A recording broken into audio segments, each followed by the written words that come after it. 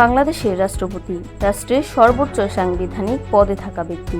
সংবিধান অনুযায়ী মর্যাদায় সবার উপরে হলেও রাষ্ট্রপতি কি দেশের সর্বময় ক্ষমতার অধিকারী?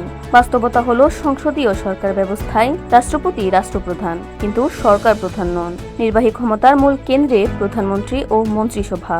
তবে প্রধানমন্ত্রী ও প্রধান বিচারপতি নিয়োগের ক্ষেত্রে রাষ্ট্রপতির রয়েছে সাংবিধানিক ক্ষমতা।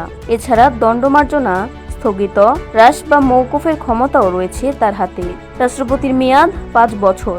তাকে সরাসরি জনগণ নয়, সংসদ সদস্যরা নির্বাচিত করেন। একই ব্যক্তি সর্বোচ্চ 2 মেয়াদ রাষ্ট্রপতি থাকতে পারেন।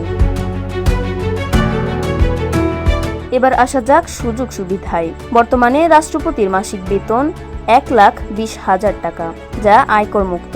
সরকারি বাসভবন, বঙ্গভবন, গাড়ি ও পরিবহন সুবিধা, চিকিৎসা, বিদেশ সফরের ভাতা এবং বিমান ভ্রমণের সুবিধাও রয়েছে। এমনকি রাষ্ট্রপতির জন্য বছরে 2 কোটি টাকার স্বেচ্ছাধীন তহবিলও রয়েছে। রাষ্ট্রপতি ও তার পরিবারের সদস্যদের চিকিৎসার ব্যয়ও নির্দিষ্ট ক্ষেত্রে সরকার বহন করে।